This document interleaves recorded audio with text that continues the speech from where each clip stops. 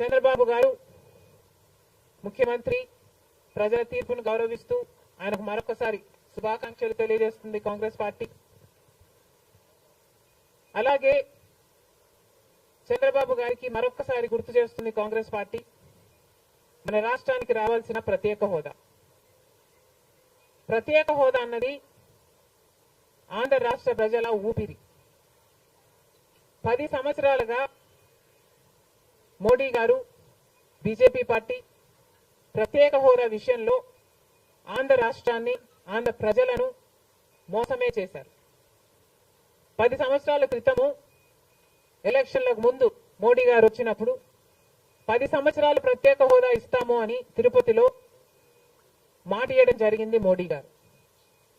అప్పుడు చంద్రబాబు గారు చెప్పిన మాట 10 సంవత్సరాలు సరిపోదు, 15 సంవత్సరాలు కావాలి అన్నారు అదే సభలో.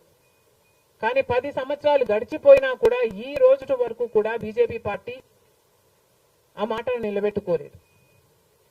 కానీ ఇప్పుడు చంద్రబాబు గారు మద్దతు ఇస్తున్నారు కాబట్టి బీజేపీ పార్టీ అధికారంలో నిలబడింది. ఈ విషయం మోడీ గారు గుర్తుపెట్టుకోవాలి. ఎందుకంటే ఈరోజు ఆంధ్ర రాష్ట్ర ప్రజల ఎన్నుకున్న ఎంపీలు కనుక బీజేపీ పార్టీకి చంద్రబాబు గారు మద్దతు ఇవ్వకపోయి ఉంటే అసలు బీజేపీ పార్టీ అధికారంలో ఉండే ప్రసక్తే లేదు. ఈరోజు బీజేపీ పార్టీ అధికారంలో ఉంది అంటే దానికి కారణం ఆంధ్ర రాష్ట్ర ప్రజలు అని మోడీ ఇప్పటికైనా గమనించాలి. చంద్రబాబు గారికి మరొకసారి గుర్తు చేస్తున్నాం.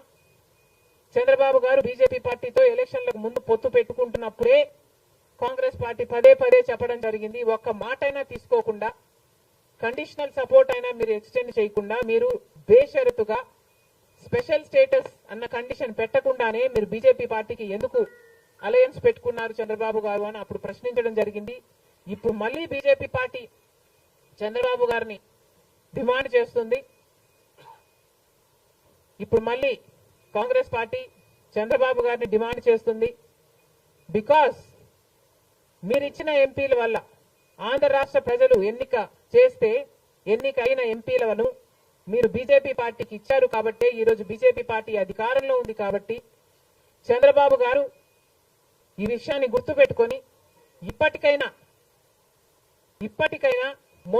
మొండి పట్టైనా సరే స్పెషల్ స్టేటస్ అన్నది ఆంధ్ర రాష్ట్రానికి అవసరం కాబట్టి ఇప్పటికైనా స్పెషల్ స్టేటస్ మీద చంద్రబాబు గారు సీరియస్ గా వర్క్ చేసి ఇది సాధించుకు రావాలి అని కాంగ్రెస్ పార్టీ ఆంధ్ర రాష్ట్ర ప్రజల తరఫున డిమాండ్ చేయడం జరుగుతుంది.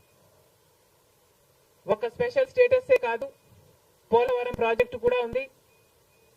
పోలవరం ప్రాజెక్టుకు చంద్రబాబు గారు 2 రోజుల క్రితం వెళ్లడం జరిగింది. నిజానికి పోలవరం ప్రాజెక్టు రాజశేఖర రెడ్డి గారి ఆలోచన. 2004లోనే రాజశేఖర రెడ్డి గారు 10,000 కోట్లతో 20 లక్షల ఎకరాలకు నీళ్లు ఇవ్వాలి అని తలపెట్టిన ప్రాజెక్టు పోలవరం ప్రాజెక్టు. రాజశేఖర రెడ్డి గారి హయాంలోనే కుడి ఎడమ కాలువలు పూర్తి చేయడం జరిగింది. ఆ కాంగ్రెస్ హయాంలోనే 4,500 కోట్లు అంటే దాదాపుగా 40% పనులు పూర్తి చేయడం కూడా జరిగింది. కానీ తర్వాత అధికారంలోకి వచ్చిన చంద్రబాబు గారు పోలవరం ప్రాజెక్టు కాస్టును అమాంతంగా 29,000 కోట్లకు పెంచారు. కానీ పనులు మాత్రం పూర్తయినట్టు ఎక్కడా కనిపించలేదు. 2018 కల్లా నేను పూర్తి చేస్తాను అని రాసి పెట్టుకోండి అని చంద్రబాబు గారు ఆ రోజు అసెంబ్లీ సాక్షిగా ఛాలెంజ్ కూడా చేశారు. కానీ పోలవరం ప్రాజెక్టు చంద్రబాబు గారి వాళ్ళ సాధ్యం కాలేదు, పూర్తి చేయలేదు. ఆ తర్వాత అధికారంలోకి వచ్చిన జగన్మోహన్ రెడ్డి గారు పోలవరం ప్రాజెక్టుని మళ్ళీ రివర్స్ టెండరింగ్ అంటూ మొదలుపెట్టి 55,000 కోట్ల రూపాయలకు దాన్ని ప్రాజెక్టు కాస్ట్ను పెంచారు. తీరా చూస్తే ఏ పని జరగలేదు. ఇప్పటికైనా చంద్రబాబు గారు చెప్తున్న మాట ఏమిటి అంటే 75% పనులు మా హయాంలోనే పూర్తయ్యాయి, 25% పనులు మిగులున్నాయి, నేను పూర్తి చేస్తాను అని చెప్పడం జరిగింది మొన్న చంద్రబాబు గారు. చంద్రబాబు గారిని కాంగ్రెస్ పార్టీ ప్రశ్నిస్తుంది. మరి 25% పనులు మాత్రమే మిగులుంటే 4 సంవత్సరాలు పడుతుంది అని మీరు ఎందుకు చెప్పారో చంద్రబాబు గారు సమాధానం చెప్పాలి. పోలవరం ప్రాజెక్టు మీద ప్రజలకు క్లారిటీ లేదు కాబట్టి పోలవరం ప్రాజెక్టు మీద ఒక వైట్ పేపర్ మీరు రిలీజ్ చేయండి. దాంట్లో అసలు పోలవరం పరిస్థితి ఏమిటి, దాని డిజైనింగ్ దగ్గర నుంచి మొదలు పెడితే అసలు దాని ప్రస్తుత పరిస్థితి ఏమిటి, మీరున్న 5 సంవత్సరాల అధికారంలో ఉన్నప్పుడు ఏం చేశారు, తర్వాత జగన్మోహన్ రెడ్డి గారు ఏం చేశారు, ఇప్పుడు ఏమి చేయాలి, ఎగ్జిక్యూషన్ కథ ఏమిటి, అన్నిటి మీద చేస్తుంది. ఇదే కాకుండా రాష్ట్రంలో ఎన్నో సమస్యలు ఉన్నాయి. ఏపీ రీఆర్గనైజేషన్ యాక్ట్ లో మనం తెచ్చుకోవాల్సింది, సాధించుకోవాల్సింది ఎన్నో ఉన్నాయి.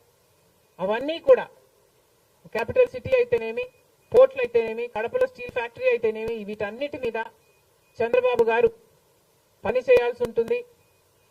మన రాష్ట్రంలో ఎక్కడా లేని విధంగా 50 లక్షల మంది బిడ్డలు ఉద్యోగాలు లేకుండా ఉన్నారు.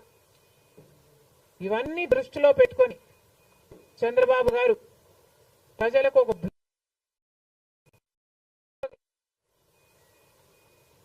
బాగుంటుందని కాంగ్రెస్ పార్టీ భావిస్తుంది. ఇదే కాకుండా చంద్రబాబు గారు సూపర్ 6 ఈ గ్యారంటీలతో చంద్రబాబు గారు ఎన్నికలకు వెళ్లారు. దీంట్లో యువతకు 20 లక్షల యువత వరకు ఉద్యోగ అవకాశాల కల్పన కల్పిస్తామని చెప్పారు. లేదా 3,000 రూపాయలు ప్రతి నెల ప్రతి నిరుద్యోగికి నిరుద్యోగ భృతి ఇస్తామన్నారు చంద్రబాబు గారు. అదే కాకుండా స్కూల్కు వెళ్లే పిల్లలకు ప్రతి విద్యార్థికి 15,000 రూపాయలు సంవత్సరానికి ఇస్తామని చెప్పారు. ప్రతి రైతుకి 20,000 రూపాయలు ఆర్థిక సహాయం ఇస్తామన్నారు. ప్రతి మహిళకు నెలకు 1,500 ఆర్థిక సహాయం, అంటే ప్రతి మహిళకి కూడా ఒక పెన్షన్ లాగా 1,500 ఇస్తామని చంద్రబాబు గారు మాటిచ్చారు. మహిళలకు ఉచిత బస్ ప్రయాణమే కాకుండా ఏడాదికి 3 గ్యాస్ సిలిండర్లు కూడా ఉచితంగా ఇస్తామని చంద్రబాబు గారు సూపర్ 6 లో ఇవ్వడం జరిగింది. ఇవన్నీ కూడా చంద్రబాబు గారు దీని విధి విధానాలు ఏమిటో,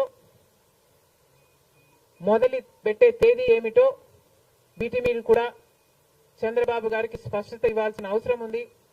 ఇవన్నీ ఎందుకు చెప్తున్నాము అంటే మన రాష్ట్రము మిగతా రాష్ట్రాల్లాగా కాదు. మన రాష్ట్రము చాలా వెనకబడి ఉన్న రాష్ట్రం. వెంటనే పని చేయాల్సిన అవసరం ఉంది కాబట్టి మేము చంద్రబాబు గారిని,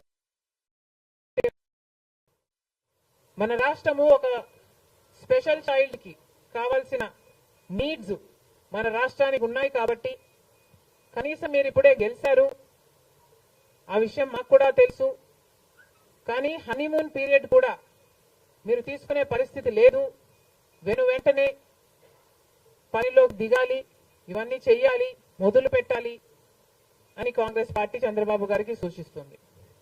అంతేకాదు కాంగ్రెస్ పార్టీ తరఫున మేమందరం కూడా ప్రజల పక్షాన నిలబడుతూనే ఉంటాం. ప్రత్యేక హోదా గురించి అయితేనేమి, ఆంధ్ర రాష్ట్ర బిడ్డల భవిష్యత్తు గురించి అయితేనేమి కొట్లాడు వైఫల్యాలను ఎత్తి చూపుతూనే ఉంటాం. ఒక కన్స్ట్రక్టివ్ అపోజిషన్ గా కాంగ్రెస్ పార్టీ నిలుస్తుందని ఆంధ్ర రాష్ట్ర ప్రజలకు మరొకసారి ఏపీపీసీసీ మాటిస్తుంది. Thank you.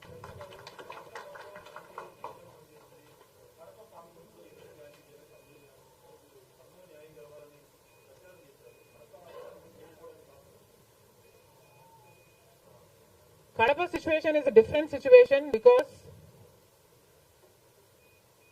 కడపలో ఎంపీ ఉన్నాడు, ఎమ్మెల్యే ఉన్నాడు, అధికార పక్షం. అక్కడున్న ప్రజలు భయభ్రాంతులు గురై బ్రతుకుతున్న ప్రజలు. ప్రభుత్వానికి వ్యతిరేకంగా అంటే యువజన శ్రామిక రైతు పార్టీకి వ్యతిరేకంగా పనిచేస్తే, ఓటేస్తామని తెలిస్తే మాకు వచ్చే స్కీములు పోతాయి, అవి కాకుండా మా మీద కేసులు పెడతారు, దాడులు చేస్తారు అన్న భయం కూడా ప్రజలలో ఉంది. ఓటుకి 3,500 రూపాయల నుంచి ఇవ్వడం జరిగింది. విచ్చలవిడిగా డబ్బులు ఖర్చు పెట్టారు. డబ్బులు పని చేయకపోతే బెదిరించారు, లేకపోతే కేసులు పెడతామని, స్కీములు తీసేస్తామని, ఇలాంటి ఎన్నో ప్రలోభాలకు కడప ప్రజలు గురయ్యారు. ఇవన్నీ కూడా పనిచేశాయి. నేను కడపలో గెలవకపోవడానికి కారణం టైం అనే నేను అనుకుంటున్నాను. బికాస్ నేను కడపలో తిరిగింది కేవలం 14 రోజులు మాత్రమే. 14 రోజులు క్యాంపెయిన్ చేశాము. మిగతా టైం స్టేట్ వైడ్ క్యాంపెయిన్ చేశాము. మేము 14 రోజులు ఎంత కష్టపడినా కూడా we were not able to cover most of the geographical area. చాలా మటుకు రూరల్ ప్రాంతాలలో కనీసం రాజశేఖర రెడ్డి బిడ్డ పోటీ చేస్తుంది అన్న విషయం కూడా చాలా మందికి తెలియలేదు. మేము పోటీ చేసింది కూడా ఎలాగైనా సరే మళ్ళీ హంతకులు హత్య చేపించిన వాళ్ళు చట్టసభలకు వెళ్ళకూడదు అని ఉద్దేశంతో మాత్రమే పోటీ చేయడం జరిగింది. సరే, అది జరగకపోయి ఉండొచ్చు, కానీ ప్రజల కంటే పైనున్నది దేవుడు. ఐఎమ్ వెరీ ష్యూర్ వాళ్ళ పాపం పండుతుంది. పండే రోజు కోసం దేవుడు కూడా ఎదురు చూస్తున్నాడని నా అభిప్రాయం.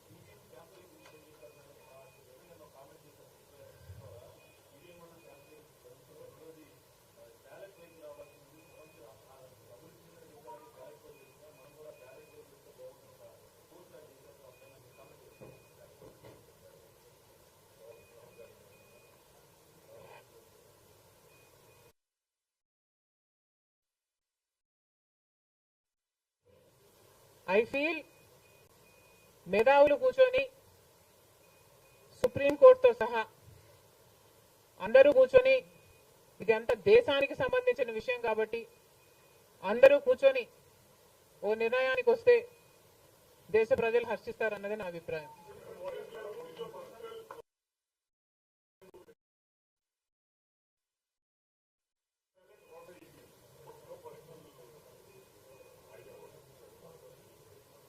How does it matter what I think personally?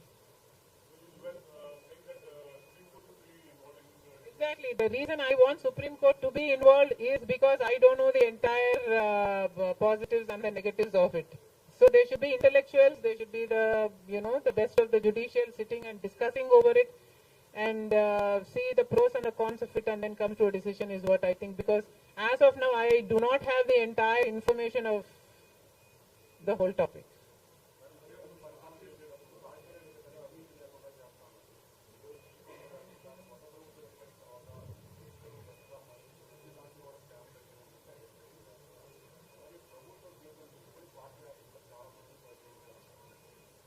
ప్రజలు బుద్ధి చెప్పారు కదమ్మా, ఇంకా నేను మాట్లాడడం ఎందుకు.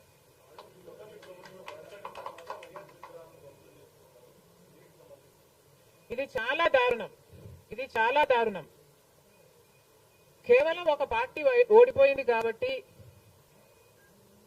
రాజశేఖర రెడ్డి గారి విగ్రహాలను ధ్వంసం చేయడం అన్నది చాలా దారుణం. రాజశేఖర రెడ్డి గారు ఒక మహానాయకుడు, ఆంధ్ర రాష్ట్ర ప్రజలకు నమ్మకంగా సేవ చేసిన నాయకుడు. సేవ చేస్తూనే ప్రజల మధ్యలో నేను ఇంకా ఎంతో చేయాలి, సాధించాలి అని రచ్చబండకని బయలుదేరి వెళ్లి చనిపోయిన నాయకుడు రాజశేఖర రెడ్డి గారు. రాజశేఖర రెడ్డి గారు లాంటి మహానాయకుడు చనిపోతే దాదాపు 7,000 మంది ప్రజలు ఆ బాధ తట్టుకోలేక, నిజాన్ని జీర్ణించుకోలేక ఆయన వెనకాలే చనిపోయారు. అంత గొప్ప నాయకుడు రాజశేఖర రెడ్డి గారు. ఒకసారి ఏం చేస్తున్నాము అని ఇలాంటి వాళ్ళు ఆలోచన చేసుకోవాలి. చనిపోయిన వాళ్లకు కూడా రాజకీయాలు ఆపాదించడం ధర్మం కాదు. చనిపోయిన వాళ్లకు కూడా గెలుపు ఓటములు ఆపాదించడం న్యాయం కాదు. మరొక్కసారి చెప్తున్నాం, రాజశేఖర రెడ్డి గారు మీకు చేసింది ఏమీ లేదు. దయచేసి రాజశేఖర రెడ్డి గారి విగ్రహాలను ధ్వంసం చేయడం ఆపండి. మీరు చేశారని వాళ్ళు చేశారని మీరు, ఇలా ఒకరి మీద ఒకరు చేసుకుంటూ పోతే దీనికి అంతే ఉండదు. మళ్ళీ చెప్తున్నాం, మీకు ఇంకొకరికి తేడా ఉండాలి అంటే కొంచెం పేషెన్స్ పాటించాల్సిన అవసరం ఉంది.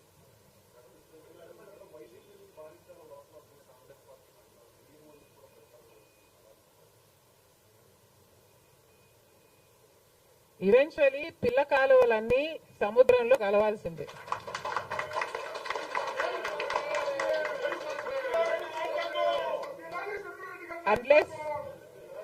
అన్లెస్ అవి ఎండిపోతే తప్ప.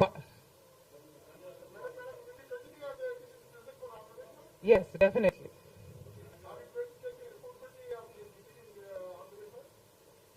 There is no taking the responsibility of anything in Andhra Pradesh, because in Andhra Pradesh, Congress is the only party that has stood by the people and has fought for the special status. On the one hand, Mr. Chandrababu Naidu, who was Chief Minister for 5 years, neglected special status, and then Mr. Jagan Mohan Reddy became the Chief Minister and continued neglecting the special status. Congress party was the only party fighting for special status and for all the rights of the AP Reorganization Act. The people of Andhra know this, but they also know that their vote should not go to waste. And because they were very decisive, that they wanted change, they voted this time with a vengeance for change.